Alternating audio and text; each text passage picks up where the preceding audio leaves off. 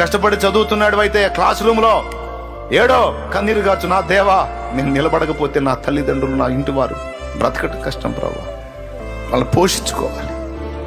ఆత్మీయంగా నేను బాగానే ఉండాలనుకుంటున్నాను, కానీ శారీరకంగా నన్ను కని పెంచి పెద్ద చేసిన తల్లిదండ్రులు యవనస్తురాలు ఇంకా వాళ్ళు కష్టపడుతుండే చూడలేకపోతున్నా, వాళ్ళకి అన్నం పెట్టాలని ఆశ ఉంది ప్రభా. ఏడు